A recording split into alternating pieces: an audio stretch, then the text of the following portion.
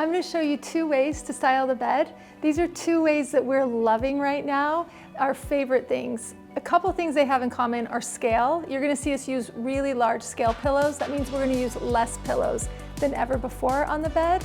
And then we're going to show texture, interest, more glam, more casual through the foot of the bed. Other than that, we're using all white sheeting. We still love a white sheet, and we're using a lot of light layers. We can bring in that texture and more of that vibe through pillows and throws.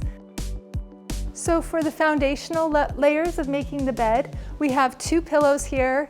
A lot of people like to take one pillow, sit it up and lean up against it in bed at night and read or watch TV, look on their phone.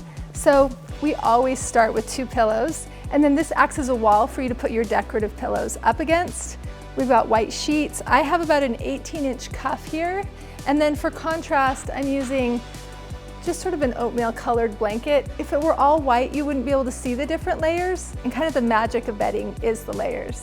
Speaking of which, I'm going to teach you how to fold a duvet. So we like to do what's called a Z fold. So we bring the duvet down and then we fold it back on itself. That way, if you want to get in bed at night, all you have to do is pull up and you don't have to uncomfortably deal with how this thing was put together. So we're going to bring this all the way forward and then back like this. So we're going to start with Dutch Euros. You only need 2 for a king. I think looks really grand, and it also is more comfortable than styling your bed with 100 little pillows. Next up, we have what we call a bed scarf. This looks like a fur throw, but there's so much less that you have to manage. So it's only this deep, but extra long for your king size bed. So we're just going to toss this across the duvet. It's going to give that sort of glam layer and also very textural, bring in some contrast, and just look really finished. The more sort of fold you put in here, the more texture the light can pick up on. And then last up, we're going to bring on 1 big log lumbar bar. That means we only have to have 3 decorative pillows on a king size bed. I think that's a win. The zebra brings in some contrast. It also is a little bit more of a glam look. The beautiful dark and light. This plays well with the caramel tones. Really simple look, very comfortable, easy to make and unmake. For this look, we're going to be using 3 Euro pillows. A Euro is a 26 by 26 inch square. This is a little bit taller, so it's going to be able to hide those sleeping pillows behind. And we're just going to march these right across this wall of pillows. Also, keynote, we're not karate chopping pillows anymore. We are just really shaking the feathers down into the top of the pillow.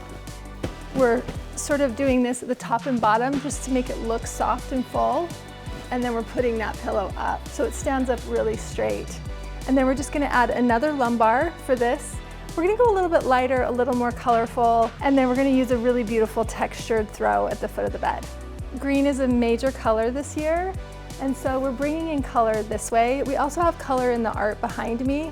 Adding this textured throw at the bottom gives us a more casual look than the last one.